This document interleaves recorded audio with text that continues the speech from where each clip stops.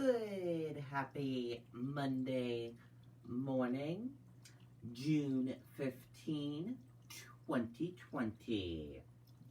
I'm Riley King, and welcome to this Monday morning edition of the Riley King Newscast, right here on the Riley King Network. We have a lot of news to get to this Monday morning, so let's begin. First up, New Hampshire reports 2 more COVID-19 deaths, 21 new cases. 2 more people in New Hampshire have died from COVID-19, state health officials announced Sunday, and 21 more residents have tested positive.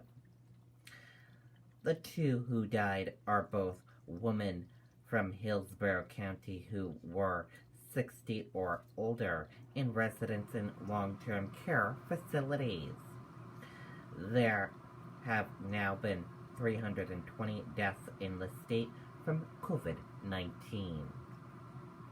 The 21 new positive coronavirus cases bring the statewide cases total to 5,318. Of those, 3,987 have recovered, and 1,011 remain active. The state says 513 people have required hospitalizations and 62 are currently in hospital.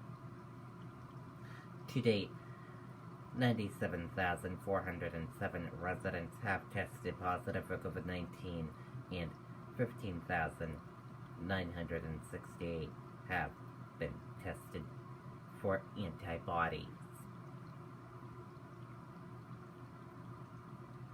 And now let's take a look at your COVID-19 in New Hampshire, what you need to know information. Let's take a look at that right now.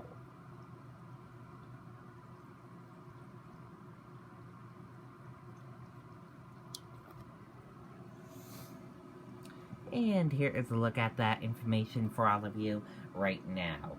There are 5,318 number of people in New Hampshire have tested positive for COVID-19. 2,093,448 number of people in the United States have tested positive. 320 number of deaths from COVID-19 in New Hampshire. 513 number of people who have been hospitalized with COVID-19 in New Hampshire, and 5,730 number of deaths from COVID-19 in the United States. Let's take a look at this map of New Hampshire, where current cases of COVID-19 are.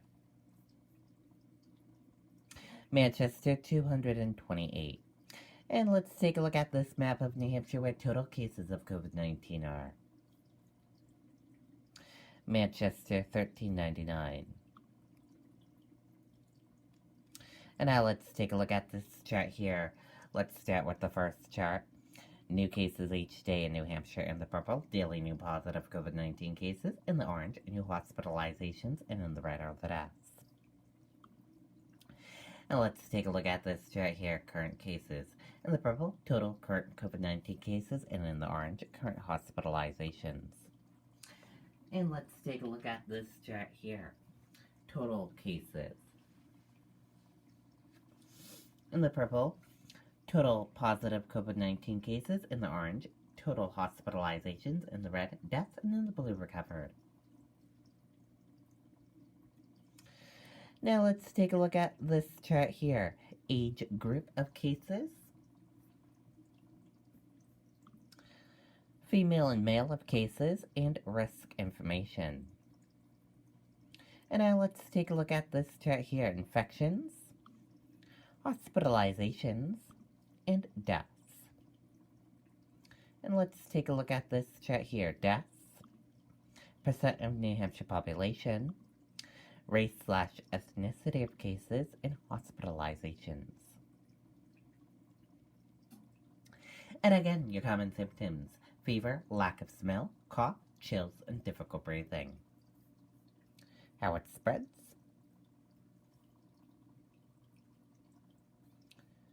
And prevention tips.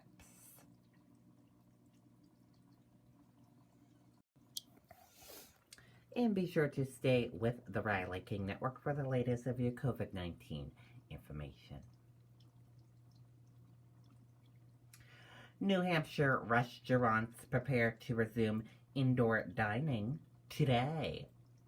Let's take a listen to that video from WMUR News 9, Tyler Dumont.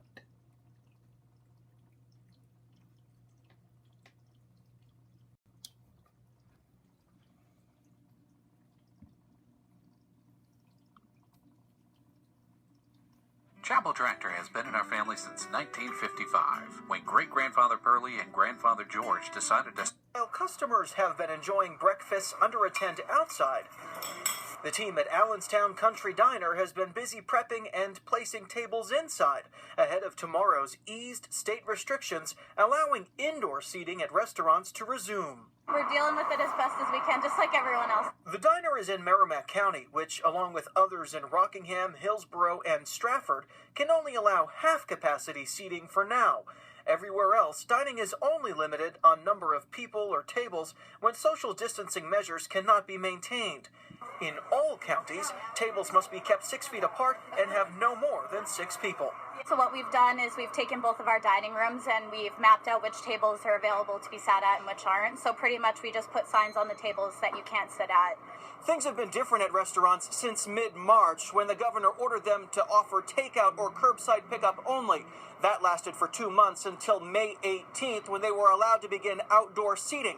But many have struggled with limited options of space or resources. Onion's Pub and Restaurant in Tilton used the months of dramatically less business to make renovations and update their menu. I'm so glad that we're able to go back inside. Although able to open fully to stay compliant with the ongoing 6 feet rule, owners say they will still lose about a quarter of their usual number of tables. I've pretty much so written off this year as far as sales go. Customers everywhere are still being asked by the state to wear face coverings in and out of restaurants or to use the restroom. Tabletops and any condiments must also still be sanitized between every dining group. Though it means extra work for servers and bussers, some say it helps return consumer confidence about their health in public. We may be here, but we have to make sure that people are comfortable coming on out and having their dining experience. In Tilton, I'm Tyler Dumont, WMUR News 9. Okay, and there you go on that video and that report.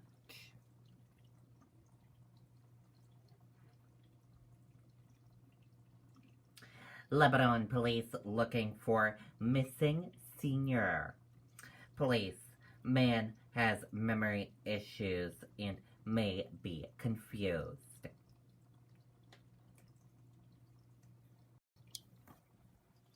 Missing 79-year-old man right here, as you can see his photo.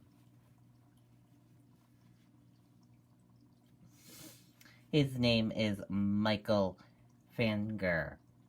Last seen noon Sunday near 54 Blueberry Hill Drive in Lebanon, wearing blue jeans, t-shirt, black and white sneakers. He usually wears a baseball hat. Has memory issues. Call Lebanon Police with information. 603-448-1212.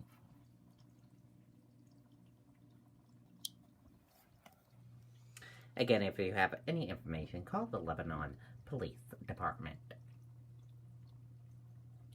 Lebanon Police were looking for a missing 79-year-old man who has memory issues and may be confused.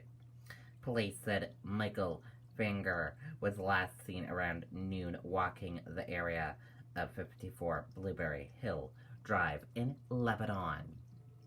He is balding with some hair and is physically fit, according to police. He was wearing faded blue jeans, black/white sneakers, and an unknown collared t-shirt. He usually wears a baseball hat. Finger had no car and no cell phone. Lebanon police asked for help with the search from other agencies, including New Hampshire State Police. If you have any information on where Finger may be, call 603-448-1212.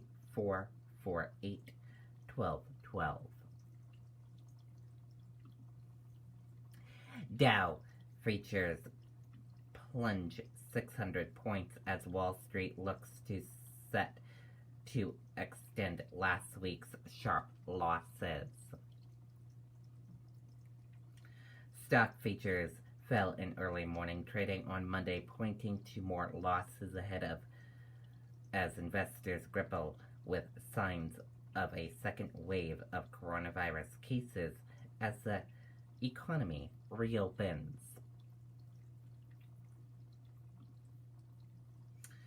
Police officer fatally shoots man at Atlanta fast food restaurant. Let's take a listen to that video from ABC News.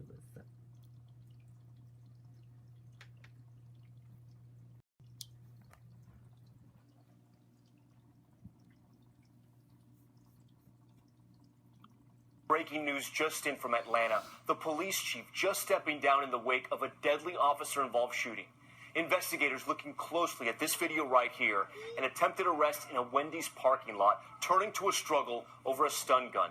The suspect then running, turning back towards the officers. Investigators say he pointed that stun gun at them, then one of the officers opened fire.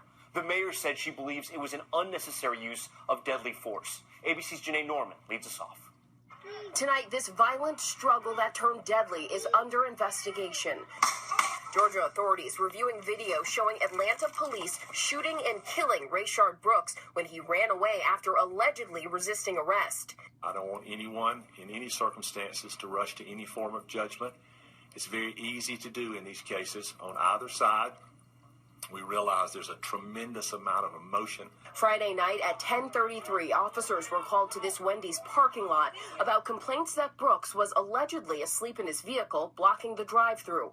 The officers claim he failed a sobriety test. They say when they went to arrest him, he resisted. Police say in the struggle, he grabs a stun gun from one of the officers. In this surveillance video, you can see him running away, and he appears to point the stun gun at the officers. At that point, turns around and it appears to the eye that he points the taser at the Atlanta officer. At that point, the Atlanta officer reaches down and retrieves his weapon from his holster, discharges it, strikes Mr. Brooks there on the parking lot, and he goes down. That information has been corroborated by a witness that we have interviewed. Tonight, the police chief now resigning after weeks of criticism. The mayor calling for the officers involved to be fired. I do not believe that this was a justified use of deadly force and have called for the immediate termination of the officer. All right, Janae Norman joins us now live. And Janae, tonight the mayor, who we just saw right there, commenting on the police chief's resignation, saying this is bigger, that there's been a disconnect between the department and the community's expectations. Yeah, Tom, the mayor saying the police chief has offered to step aside immediately so the city may move forward with urgency and work to rebuild the trust so desperately needed in that community. Tom? Janae Norman following that breaking news for us tonight. Hi, everyone. George Stephanopoulos here. Thanks for checking out the ABC News YouTube channel. If you'd like to get... Okay, and there you go on that video and that report. And thank you for watching this morning edition of the Riley King Newscast right here on the Riley King Network. Have a great rest of your day.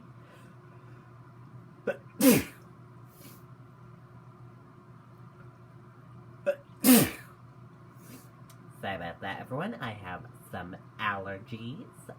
Not COVID-19 allergies, okay? Sorry about that, everyone. Have a great rest of your day, and I'll see you back here later on today with another broadcast. Goodbye, everyone.